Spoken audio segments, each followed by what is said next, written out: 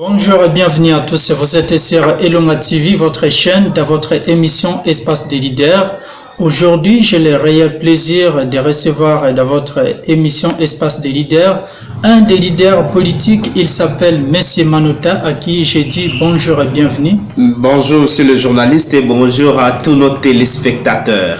Merci beaucoup. Je rappelle que vous étiez en lice dans les élections organisées du décembre 2023, les élections dont vous êtes perdant. Quelle est votre lecture par rapport à ce qu'a été les élections de façon générale et concernant votre parti de façon particulière? Merci beaucoup. J'étais candidat député provincial de la circonscription électorale de Dungu. J'étais le candidat numéro 78 dans le parti politique Ensemble pour la République.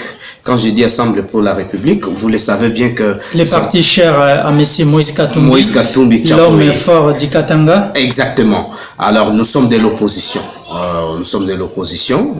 J'étais parti comme opposant. Je ne peux pas applaudir les élections de 20 décembre 2023 parce qu'il y a eu tant de choses qui se sont passées, même chez nous ici. Il y a eu vraiment de points négatifs que nous devons chaque fois à relever qui n'ont pas marché. Alors, je n'applaudis pas les élections de 23 décembre. Donc aujourd'hui, vous pouvez essayer un peu de nous expliquer, c'est-à-dire les élections de 2023 n'ont pas été du tout transparentes. Est-ce que lorsque vous regardez aussi ceux qui sont élus comme représentants du peuple au niveau provincial, à la personne de M. Paipai, que je cite à passant, et M. Siouka Floribert, est-ce que vous pensez qu'ils ont réussi par la voie des urnes ou soit par la voie obscure? Bon, à ce niveau-là, je vais me réserver de tout commentaire. Je les félicite bien sûr parce qu'ils sont proclamés élus. Bon, à ce qui concerne le jeu de la CENI, le jeu de Denis Kadima, bon, les histoires liées aux élections, en tout cas, je vais me réserver sur ce point-là. Bien sûr, vous meniez le même combat. Est-ce qu'aujourd'hui, vous êtes favorable si tout, par exemple, si il vous propose aujourd'hui de venir travailler ensemble avec eux, les soutenir avec vos idées parce que vous aviez un même objectif, celui d'aller... En tout cas, monsieur le journaliste et chers téléspectateurs, moi je serai prêt à tout ce qui va aider notre milieu à se développer parce que vous savez, dans tout ça là, c'est l'intérêt communautaire qui doit primer, c'est l'intérêt du territoire des Dungu. Aujourd'hui, on a proclamé nos collègues, notamment l'ingénieur Paipai, que j'ai sali en passant, et aussi mon collègue, le maître avocat Floribert Makofi. De toutes les façons, nous sommes prêts à soutenir toute œuvre qui, s'ils auront besoin de nous pour le développement de notre milieu, nous sommes prêts. Nous allons de toutes les façons répondre favorablement à tout ce qui va contribuer au développement de notre milieu, monsieur le journaliste. Merci beaucoup, c'est-à-dire dans un mot, on peut comprendre tout simplement que vous avez accepté avec courtoisie votre défaite dans ces élections et vous êtes prêt à collaborer avec ceux qui sont élus. Bon, tout à fait. C'est le fair play que le meilleur gagne. Mais je n'ai pas dit que nous avons démérité. Bon, c'est arrivé que la CENI a proclamé élu les deux collègues. Alors, nous ne pouvons que les soutenir. Ok, maintenant, parlons un peu de votre vie politique. C'est vrai, vous étiez dans les élections, vous avez perdu. Est-ce que là, on peut dire que comme vous avez perdu la bataille des élections, vous avez aussi mis fin à votre carrière politique, vous avez terminé votre combat politique, ou soit vous êtes toujours engagé dans la politique? En tout cas, c'est une bonne question, monsieur le journaliste. Et quelle sera votre stratégie actuelle pour être engagé, pour défendre la voix de la population délaissée ou soit minoritaire? Certainement, je ne me suis pas découragé. C'est encore le début. Vous savez, Etienne Tshisekedi Wamudumba a milité beaucoup d'années. Et même nos collègues, l'un de nos collègues du territoire de Dungu, qui était proclamé élu, notamment l'ingénieur Paipai, en a fait autant de fois. Alors, ce n'était que la première fois. Je crois que je vais encore continuer. Je vais d'ailleurs inviter les uns et les autres à nous soutenir toutes les fois que nous allons nous présenter. D'ici quelques mois, nous allons nous présenter comme candidat aux élections locales et municipales. Je serai candidat conseiller municipal pour Dungu. Alors je vais les inviter à me soutenir massivement comme d'habitude. Et eh ben, ça continue, hein? On ne va pas se décourager. Cette fois-ci, nous allons encore changer de stratégie. On verra qu'est-ce qu'on peut faire. Je ne peux pas tout dire ici sur la place publique. Ok, voilà, c'est vrai, il y a des élections que nous attendons aussi d'ici quelques semaines, soit quelques mois. Il y a aussi les élections du gouverneur. Cette fois-ci, c'est élire la personne qui sera à la tête. Vous pensez, est-ce que vous pouvez nous donner aujourd'hui les profils de la personne que vous pensez être vraiment capable d'être à la tête de cette province? Est-ce que vous pensez que c'est lui qui est actuel à la personne de M. Bassène Nanga?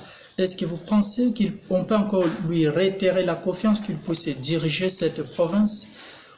Ou soit géographiquement par là, parce que l'un des fils de Farage a déjà été le gouverneur, il y a aussi celui de Wamba qui est en cours mandat. Est-ce que vous pensez que quelqu'un peut sortir de Dungu, soit de notre territoire pour tenir le bâton de la province? En ce qui concerne notre futur gouverneur de la province, je crois que M. Christophe Bassène Nanga ne mérite pas être reconduit. Pourquoi je le dis à haute voix et clairement? Parce qu'il n'a rien fait chez nous. Il n'a rien fait chez nous. Mais certains le qualifient parfois de Moïse parce que c'est lui qui a... Bon, c'est leur point de vue, monsieur le journaliste. C'est leur point de vue. Et ce que je dis, c'est mon point de vue. Mais on parle qu'ici aurait été enclavé, c'est M. Bassène Nanga qui est venu pour désenclaver ici. Sur quel plan concrètement? Parce qu'aujourd'hui, il n'y a aucune salle de classe que Bassène Nanga a construite.